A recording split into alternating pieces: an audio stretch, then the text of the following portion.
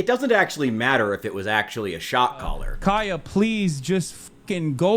Just stop. You're being such a baby. It could have been a vibration collar that vibrated with enough intensity to make the dog yipe. Maybe that's true. I'm not here to say that it's not. What matters is the fact that that vibration collar was used to keep the dog in a 1 by 2 foot rectangle for 5 to 8 hours per day for the last several years. Not allowed to get up and get a drink, get up and get food, roam around the house. God forbid a dog be allowed to roam around the house. She just literally is so incredibly spoiled from my mom. No, she doesn't want to come over here to see what's up. She just wants to fucking roam the house because she got to roam the house when I was gone. So even if it isn't a shock collar, and hey, maybe it's not, this will be especially bad if it is, this is still bad for Hasan. Welcome back everyone to New Memphis Minis, a miniature painting channel that's gone horribly off the rails. The situation with Hasan's dog is bad for several reasons, but most prominently because it costs Hasan the one thing he relies on to maintain his audience: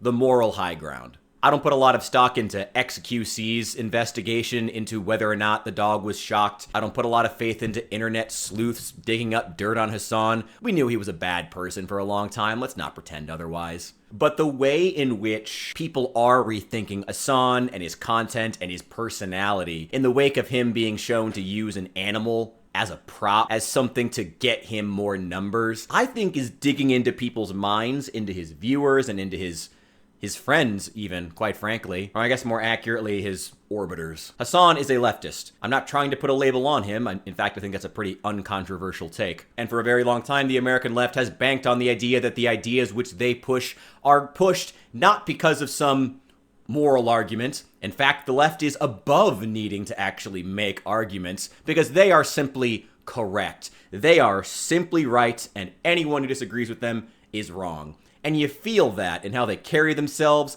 and you feel it in how Hasan carries himself. You feel that sense that emanates off of him, that what I believe is simply the truth. There's no argument for why I believe it. I'm above arguments. What I believe is simply true because it is true because I believe it. That inherent narcissism to the left, that need to believe that what they believe is simply true, not an argument that they're making, but simply truth. Scientifically factual. I'm repeating myself, but you get the idea. And that facade cracking, allowing the audience to see that actually he did manufacture his ideas. He does wash his personal image. It is manicured. He didn't just fall out of bed like this. His ideas didn't just come down from on high. His ideas are not simply the truth. They are perfectly manicured to hit a target audience, much like having a dog in the background is not just her happening to be there. It's a very manicured part of the experience of watching the stream. It's a way of getting viewers, much like his ideas are just there to retain viewers. He's a propagandist. He said that multiple times. It's a difficult thing to try to articulate, but it's so true. It's that sense, like, the facade cracking is what we're seeing, and that's why I think it feels so violating to so many of his fans to have to, like, really try to deal with the idea that Hasan's dog wasn't just so well trained it happened to be sitting there. It was a perfectly manicured part of the experience designed to keep them hooked and watching,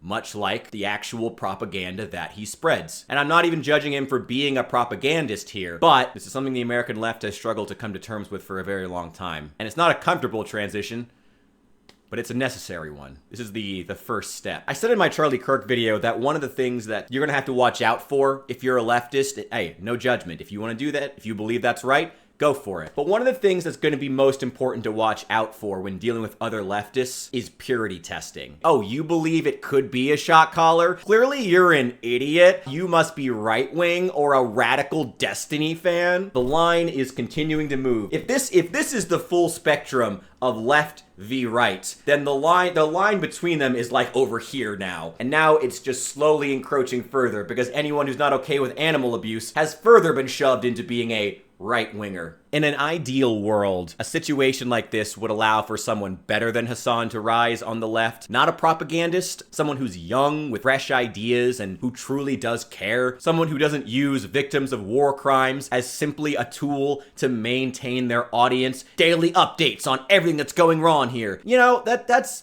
Hasan in a nutshell, but that facade cracking, that sense that it's just natural cracking. That's significant. That's why Hasan, I don't think his career is going to survive this. At one point, I thought it would, but I don't think his career is going to survive this. Or at the very least, it's going to start a downward trajectory for him. That's it. See you guys in the next one.